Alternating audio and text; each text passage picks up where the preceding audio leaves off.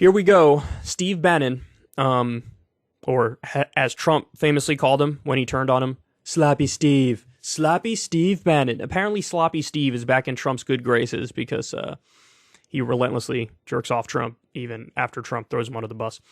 Actually, what happened was, to be fair, we'll get to a little bit more on this later, but Trump pardoned Steve Bannon for some crimes that he committed. And so I guess maybe that's what healed the relationship, or I'm sure Steve Bannon knelt down and kissed the ring again after their fight to, get back in his good graces. But anyway, so Sloppy Steve is on Alex Jones' show here, and you can see the headline there. He says more than just that. I mean, that's the headline, of course, for good reason, but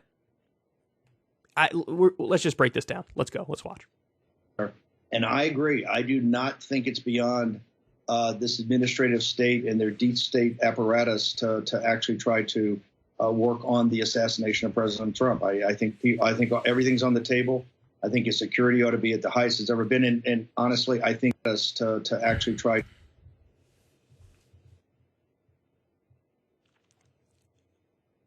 He thinks they might assassinate Trump.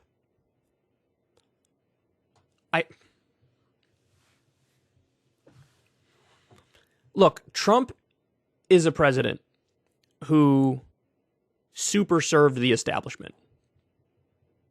He did. That's what he did. He super served the establishment. There's no way around that. His biggest legislative accomplishment was a tax cut where 83% of the benefit goes to the top 1% in the long run. He deregulated the shit out of the economy, and he destroyed the Consumer Financial Protection Bureau, which returned billions of dollars to defrauded Americans. He largely perpetuated the empire. There were little deviations here and there, like when he tried to talk to North Korea, but he ripped up the Iran deal, right? He continued the wars in Iraq and Afghanistan, even though he did a bunch of huffing and puffing about how he was going to end the war in Afghanistan. He super served the establishment. What would he be assassinated for? Even the stuff that there are many in the deep state that don't like, even the, resistance to the peaceful transition of power because he wants to be a dictator, even all that stuff. There is split opinion within the halls of the deep state. Trump has a lot of sycophants.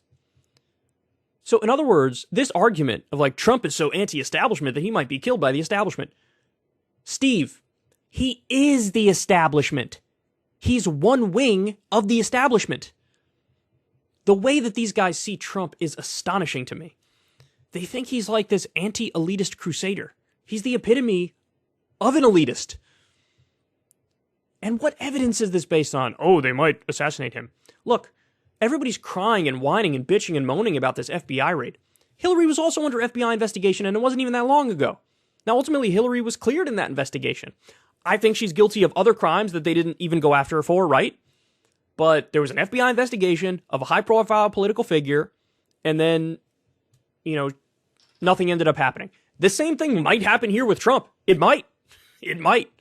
I mean, part of me thinks they got to have the goods if they're really going this far to do a raid of a former president. But the other part of me is like, you never know. These assholes could be totally incompetent. They could just not have that strong of a case, legally speaking. So this idea, they're going to assassinate. Please, assassinate Trump. Get out of here. To work on the assassination of President Trump. I think everything's on the table. I think his security ought to be at the highest it's ever been. And honestly, I think he ought to, and I think he should have flown down to Mar-a-Lago this morning, walked out there at noon today and said, hey, I'm running for president of the United States. Suck on that. I think they think that would protect him. I don't know how much that would protect him. You actually have to be president to get those legal protections insofar as I know. So I don't know how much that would help him. Well, that was my next question. As his former top advisor, what should Trump be doing right now? I think what he should do is action, action, action. I don't think there should be any more of the tweets, no more of the true social stuff. That's all nice. They put out a video last night. No more videos. We're beyond that. They're trying to not just put you in bankruptcy. They're trying to liquidate InfoWars, which is obviously one of the major news sources out there for the MAGA movement. They're trying to liquidate. Man, it's crazy that he wants to snuggle up to Alex Jones and tie the MAGA movement to his hip. That's crazy. I mean, like the guy, hate the guy, agnostic on the guy. I mean, it was just sort of shown in a court of law that he defamed the families of dead kids who died in a terrible mass shooting because he spread factually incorrect things about that mass shooting. I mean, it's like they're fully embracing their own extremism at this point. InfoWars, they're putting Peter Navarro in chains like a common felon. What they did to President Trump is outrageous. Look, you're playing it right now. I think it's a beautiful film, and I appreciate the people that made it. We're beyond that. I agree. We need to see the general George Washington 2.0 in the field, taking it to him. Okay, see, now this is getting very bad. Well, the time for talk is over. The time for videos is over. Now it's time to take action. Yeah, we need to see the general out there in the field. Are you guys flat out calling for civil war over an FBI investigation of a guy who has potentially committed like 47 crimes? By the way, what happened? The anti-establishment position has always been, look, go after all these presidents. Go after all these politicians. They're all corrupt. They've all committed functionally at least a dozen crimes apiece. You know, Chomsky very famously said, if the Nuremberg laws were upheld, every post-World War II president would be hanged. That's what he said. So the anti-establishment position is not, oh my God, circle the wagons around our guy that we liked, even though he served the establishment. That's not the anti-establishment position. The anti-establishment position is like, finally, we got one. Now, a lot of people are making the point, well, yeah, all the presidents are criminals, though, so like they should also go after the other ones. Based, sign me up. Like, what are you talking about? Of course. But in the same way that when the FBI was investigating Hillary Clinton, I wasn't playing defense for Hillary Clinton. I wasn't saying, how dare the FBI do this investigation against her? I wasn't doing that because I would have been fine with her going down. I would have preferred her going down, even if it's over some side crime as opposed to the main, like, war crimes. Same thing with Donald Trump. You can't posture as anti-establishment while disliking that there might for once be justice against one of our decrepit, war criminal, corrupt former presidents. He needs to get to Mar-a-Lago, the exact place that they desecrated, because it was a desecration. They did it on purpose. They understand how Mar-a-Lago resonates to not just MAGA, but to the American people, one of the great buildings in this country. And we've had so many iconic moments there. Does he really think he's anti-establishment? Does he really think he's anti-elitist? Sucking off Mar-a-Lago? This, like, you know, elitist private club cabal of absurd wealth and privilege? Regular Americans don't relate to that. Are you kidding me? With President Xi and Abe, who just passed away, the moment of standing up to the North Koreans on their missile shoots. So many important things happened there. To go and desecrate it the way they did, particularly over this administrative issue with the National Archives, they're clearly there, as you know, Alex, on a fishing expedition or on a planning expedition. I wouldn't put it past them to have planned stuff. I mean, they are full-blown propaganda mode. That's what they're in right now. They know there wasn't shit that was planted. They know that. And they're saying it. Why? Because my guess is because they suspect they're going to find something, on any of a number of crimes that Trump committed. And so they're trying to get ahead of it. No, we said it might have been planted on day one, so yeah, it was probably planted. Come on, man. I mean, this is so childish. And I don't buy the argument of like, well, once you open this door, the Republicans might end up going after Democrats.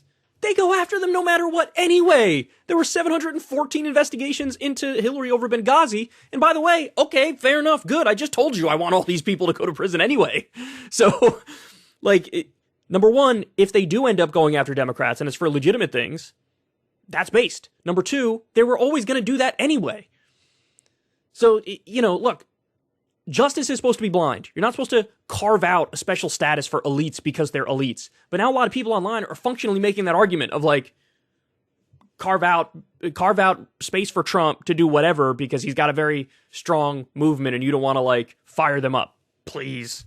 This is a criminal. The FBI and the DOJ are essentially lawless criminal organizations. That's key. Let's start. That's probably true. That's almost certainly true. But see, here's the thing.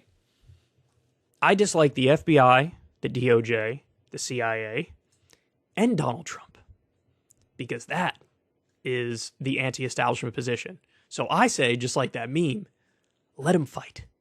Let him go at it. Start over there, because you're laying out a lot of key things second by second. Exactly. How do we know 100 agents in there with their long history of planting things didn't plant something classified? All right, you guys get the gist of it. Look, the point to make in relation to this, Steve Bannon's making a lot of strong claims up there, right? Why should anybody take anything Steve Bannon says seriously? You guys remember this? Prosecutors are zeroing in on Steve Bannon for alleged border wall scam. The former Trump advisor was charged with conspiracy to commit wire fraud and money laundering in 2020, only to be pardoned by the former president. So, I don't know how many of you guys remember the specifics of this, but we're going to dive into it, because this is the kind of guy that Steve Bannon is. People in Steve Bannon's immediate circle have received subpoenas in recent weeks requesting that they testify before a New York State grand jury about the former Trump advisor's fundraising for a private border wall, CNN reported Friday. Bannon was charged for the alleged fraud in 2020, only to be pardoned by Trump before the former president left office. Bannon and 3 others were accused of defrauding donors to the We Build the Wall crowdfunding effort. You guys remember this? Which raked in more than $25 million.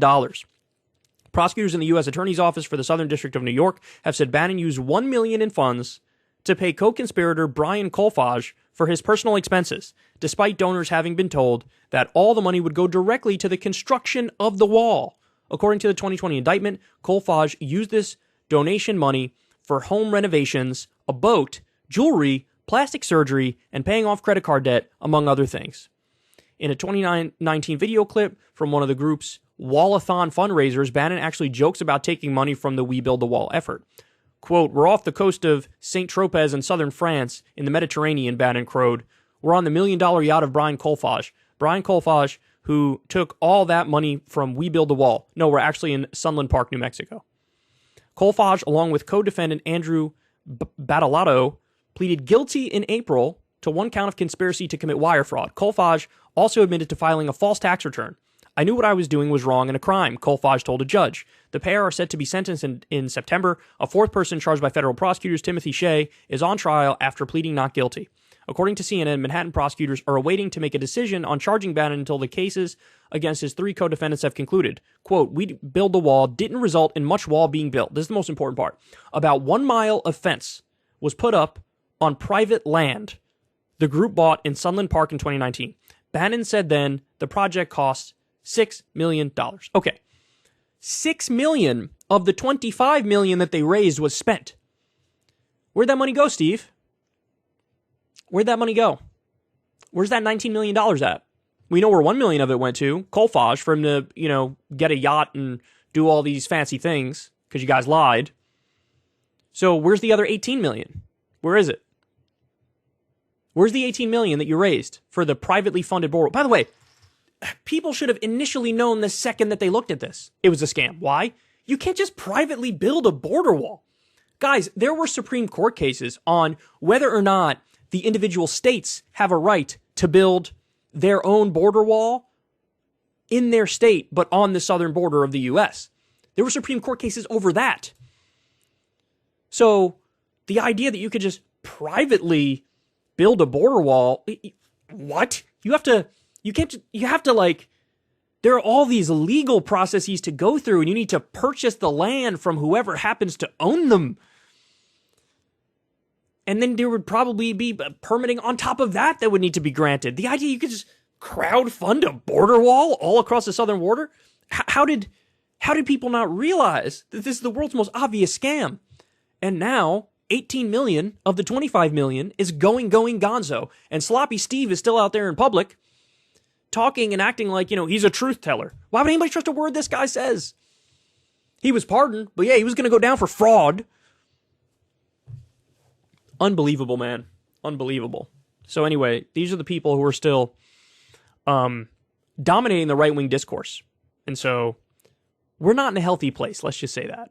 If you want to see me and Crystal Ball interview legends like Noam Chomsky, Cornel West, and more, subscribe to Crystal, Kyle, and Friends on Substack.